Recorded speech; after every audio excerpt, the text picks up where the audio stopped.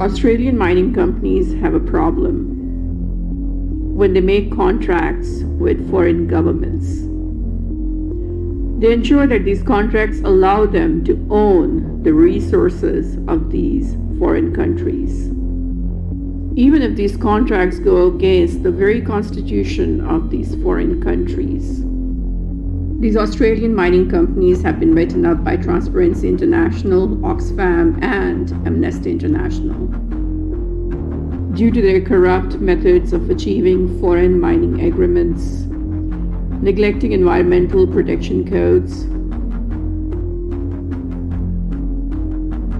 This is environmental injustice. It's a very stark case where economic incentives, political incentives, are disadvantaging the citizens of a region. I mean, some would say, and we would agree, that there's a sacrifice going on, that these townships, these communities are sacrificed to the greater good of economic benefit for the state of New South Wales and for the companies that make their profits.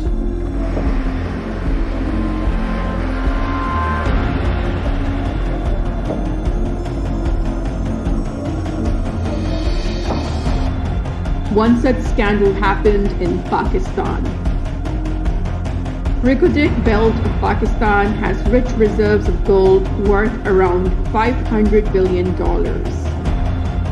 Australia has had its eye on this gold.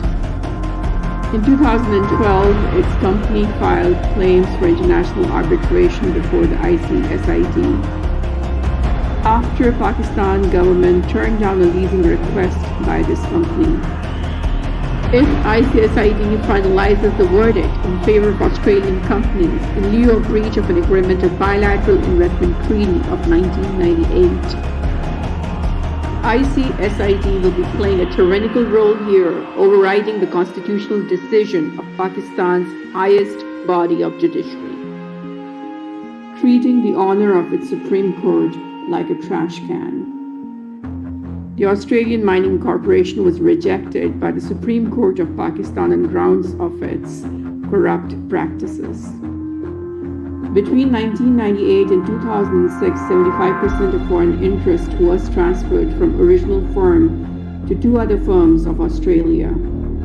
In 2013, Supreme Court of Pakistan declared Shajwa and all successor agreements to be void, refusing to allow Australian miners to explore a mine in Rikodik. BHP handed over its contracts to Mincor Resources in 1998. This was later acquired by TCC. Mining giant BHP Billiton has confirmed today it's being investigated for corruption over sponsorship deals for the Beijing Olympics. The US Department of Justice and the Australian Federal Police are trying to uncover whether BHP sponsorship was used to gain advantage in the Chinese market.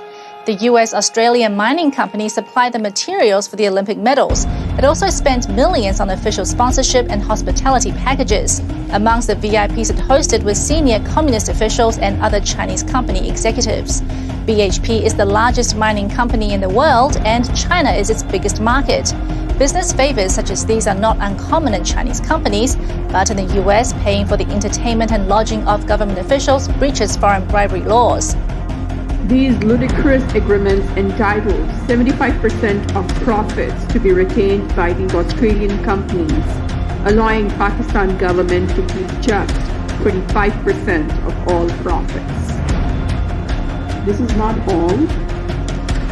The Australian companies wanted the crushed ore, convert it to slurry, and transport all the gold to the Gwadar port through a pipeline.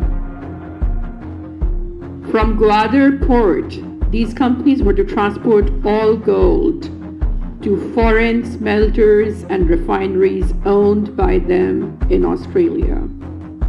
What is this if not a corporate fraud? Why would any country allow most of its precious minerals to be given to a foreign company just because it is contracting it for mining? What is even more concerning over here is that the World Bank's ICSID is facilitating this corporate fraud. raising questions about the very credibility of ICSID.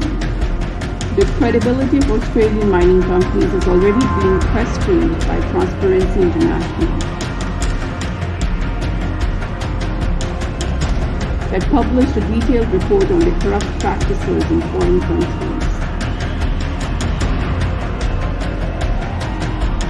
What ICSID is doing here through these BITs is to make foreign occupation and plundering legal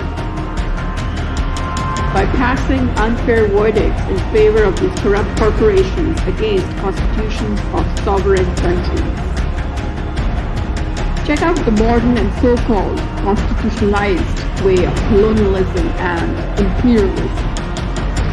When a country cannot even reject a foreign corporation for attempting to steal and exploit its resources, because that company has ICSID certification to do so.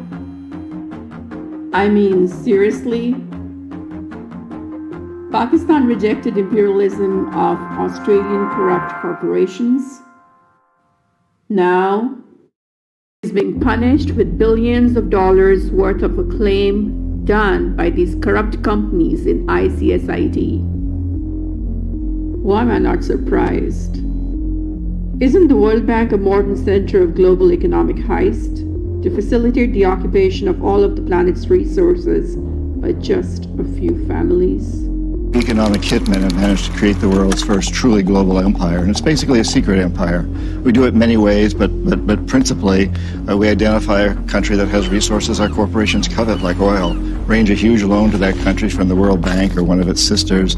The money never actually goes to the country, it goes to our own corporations to build big infrastructure projects in that country that help a few very wealthy people, but don't benefit the majority of the people who are too poor to buy electricity or have cars to drive on the highways, and yet they're left holding a huge debt that they can't repay. So we go back at some point and say, you know, you can't pay your debts. Give us a pound of flesh, sell your oil real cheap to our oil companies, vote with us on the next critical UN vote, allow us to build a military base in your backyard, something along these lines. And when we fail, the jackals go in and either overthrow or assassinate these leaders. And if the jackals fail, as they did in Iraq, then we send in the military. I don't think the failure is capitalism. I think it's a specific kind of capitalism where we've developed, we've created what I consider a mutant, viral form of capitalism. And this mutant form of capitalism, which I think is really a predatory form of capitalism, has created an extremely unstable, unsustainable, unjust, and very, very dangerous world.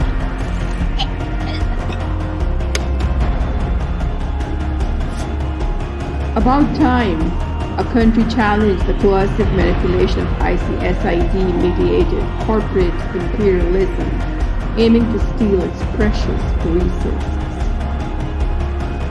Pakistan is not obligated to obey ICSID's verdict if this verdict is given in violation of the accord between Pakistan's government and the World Bank. This accord explicitly emphasizes on all operations of the World Bank to be in compliance with Pakistan's constitution. The same constitution that was implemented in the decision of Pakistan's Supreme Court when it barred the Australian mining companies.